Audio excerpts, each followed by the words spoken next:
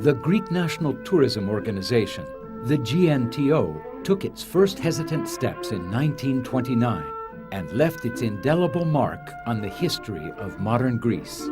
Initially, the GNTO distributed black and white posters and photos of old Athens to the few tourists. This primordial advertising campaign bore fruit a few years later, in 1937, with 160,000 foreign visitors arriving in Greece, an impressive number at the time. It was also the year that the GNTO was dissolved, only to be re-established in 1951.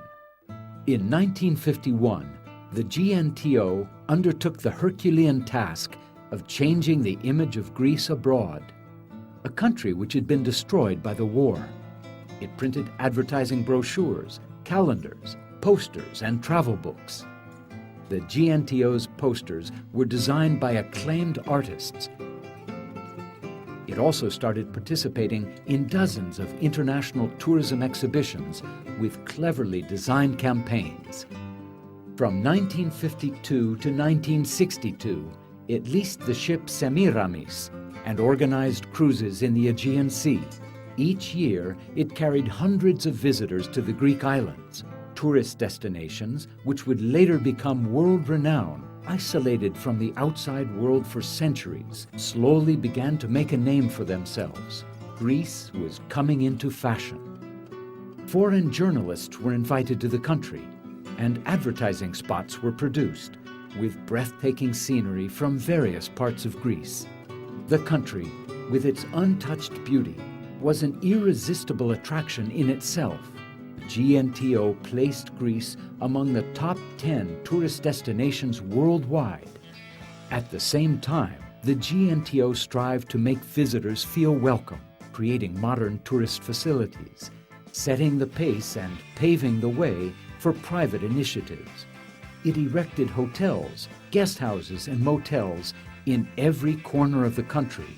The hotels were named Xenia. It operated organized beaches close to urban centers in Athens and Thessaloniki. It developed camping sites to serve motor tourism. It created a modern network of marinas and ports, which have secured a prominent place for Greece in the area of marine tourism. The GNTO constructed the first 2 golf courses in Athens and Rhodes. It catered to mountain tourism by constructing and operating the Parnassos Ski Center and mapping many kilometers of mountain trails in accordance with international signage standards. It revealed caves hidden deep inside the Greek land, which constitute unique, rare, and extensive natural museums. The GNTO showcased historical spa towns. It converted traditional cottages into guest houses. It dotted the tourism map with beautiful historical settlements. The towers of Vathia in Mani, Papingo in Zagorohoria, Ia on Santorini, and Visitsa on Mount Pelion. It revamped archaeological sites. It illuminated historical monuments. The GNTO, as a pioneer in its field, realized early on that culture and tourism are 2 inextricably interwoven concepts. In 1954, established the Epidaurus Festival, which has been a major pole of attraction until today. During the first festival, the GNTO used boats to transport the crowds to Epidaurus. In 1955, it established the Athens Festival. Since then, many prominent artists have appeared on stage at the ancient theater of Epidaurus and the Odeon of Herodes Atticus in Athens.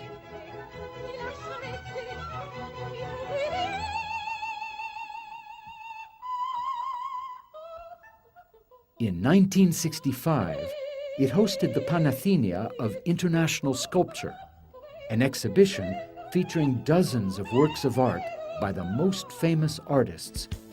The GNTO put to good use Greece's most enchanting ambassador abroad, the films. It started hosting international film productions as early as the 1950s, bringing the natural beauty of Greece to every corner of the globe.